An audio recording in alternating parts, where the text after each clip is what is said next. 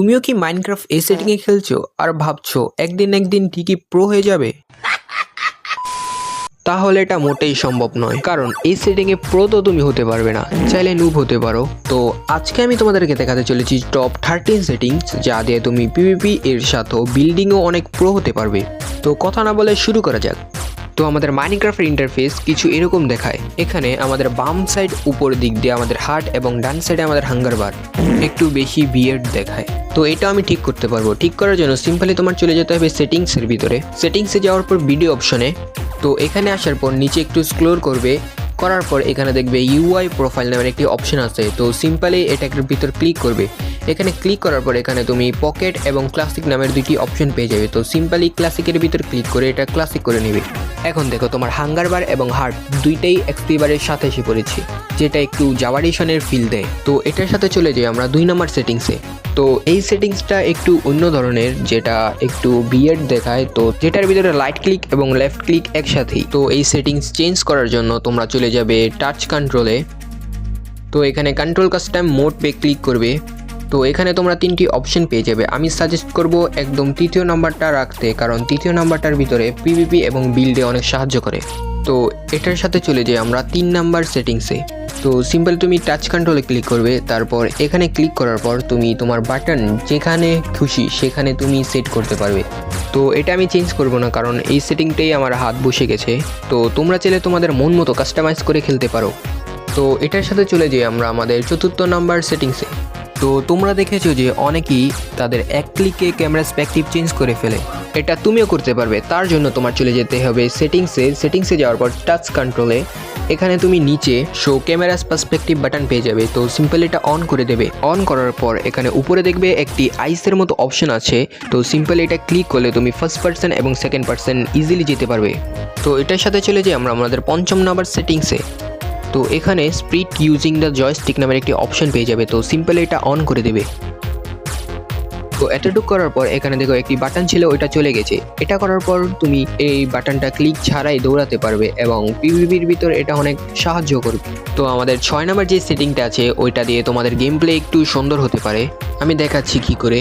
তো এখানে দেখো তুমি যে কোনো ব্লক হাতে নিলে ওইটার নিচ দিয়ে একটি আন্ডারলাইন করা নাম আসে, যেটা দেখতে একটু খারাপ লাগে এবং স্পেসও ঘেরে অনেক। তো এটা ঠিক করার জন্য তুমি আগেন চলে যাবে সেটিংসে। তো এখানে একদম প্রথমটাই ক্লিক করে একটু নিচে যাবে। নিচে যেয়ে দেখবে টেক্সট ব্যাকগ্রাউন্ড অপেসিটি। তো এটা একদম 0 করে দেবে। তো এটা করার পর এখানে দেখো তুমি যে কোনো আইটেম হাতে নিলে ওইটার ব্যাকগ্রাউন্ডে কালো কালার ওই জিনিসটা আর আসবে না, শুধু ওইটার নামটা আসবে, যেটা একটু দেখতেও ভালো লাগে। তো আমাদের 7 নম্বর সেটিংসটা সেম এরকমই। যখন তোমরা তোমাদের বন্ধুদেরকে কোনো চ্যাট কিংবা তোমার বন্ধু তোমাকে কোনো চ্যাট লেগে, তখন তুমি দেখো যে ওইটার সেম এরকম কালো কালার ব্যাকগ্রাউন্ড আসে। তো এটা ঠিক করার জন্য তোমার আগেন চলে যেতে হবে অপোসিটি মোডে। তো এখানে নিচে স্ক্রল করে এখানে পেয়ে যাবে চ্যাট ব্যাকগ্রাউন্ড অপোসিটি। তো সিম্পলি এটাকেও 0 করে দেবে। তো এখানে দেখো তুমি যে কোনো চ্যাট করো কিংবা তোমার বন্ধু চ্যাট করে, তার ব্যাকগ্রাউন্ডটা আর আসবে না। তো আমাদের 8 নম্বর সেটিংস হলো, তোমরা এতগুলো অপশন অন করলা, তোমাদের গেম প্লে একটু তো ল্যাগ করবে। এটা ঠিক করার জন্য তোমাদের আগেন চলে যেতে হবে সেটিংসে, তারপর ভিডিও অপশনে। তো একটু নিচে স্ক্রল করার পর এই অপশনটা পেয়ে যাবে। তো সিম্পলি এটা অন করে দেবে। তো এটা করবে কি, তোমাদের গেম প্লে যে ল্যাগ কিংবা ফ্রেম ড্রপ হয় ওইটা কমিয়ে দেবে, যার সাহায্যে তুমি স্মুথ গেম প্লে করতে পারবে।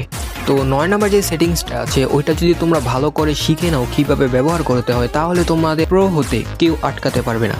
তো আগেন সেটিংসে যাওয়ার পর টাচ কন্ট্রোলে যাবে। টাচ কন্ট্রোলে যাওয়ার পর এখানে দেখবে পিক আপ ব্লক নামের একটি অপশন আছে। তো সিম্পল এটা অন করে দেবে।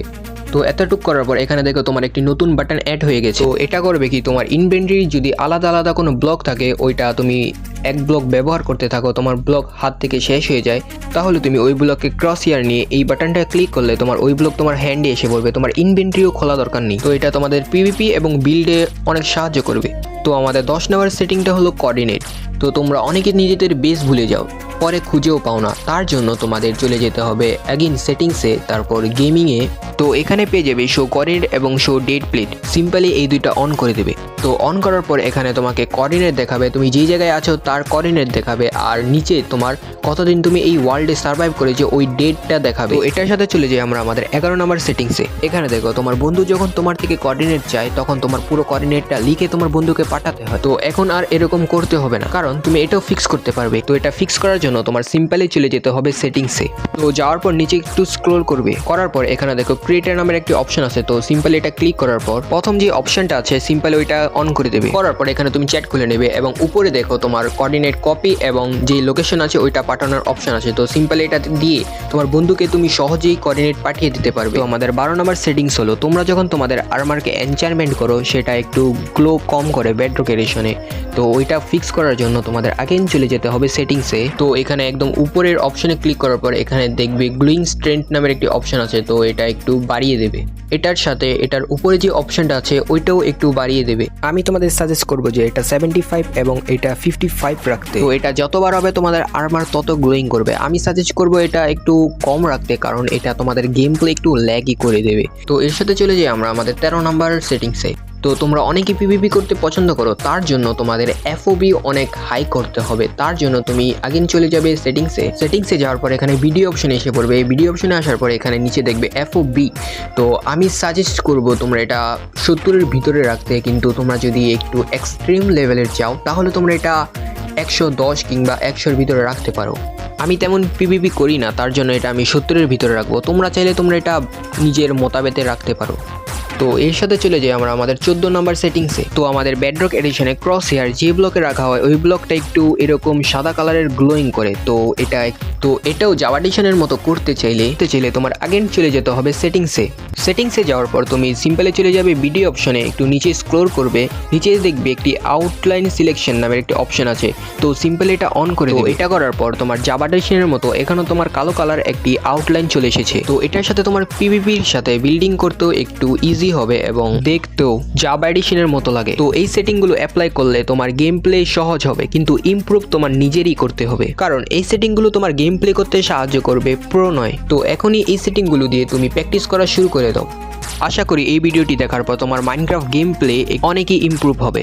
আর হ্যাঁ, তোমরা যদি মাইনক্রাফটের এরকম কন্টেন্ট কিংবা ভিডিও দেখতে পছন্দ করো তাহলে আমাদের এই চ্যানেলটিকে সাবস্ক্রাইব করে আমাদের পাশে থাকতে পারো। আগামীতে ইনশাল্লাহ আরও ভালো ভালো ভিডিও নিয়ে আসার চেষ্টা করব। আজকের জন্য এতটুকুই। সবাই ভালো থাকবেন, সুস্থ থাকবেন। আল্লাহ হাফেজ।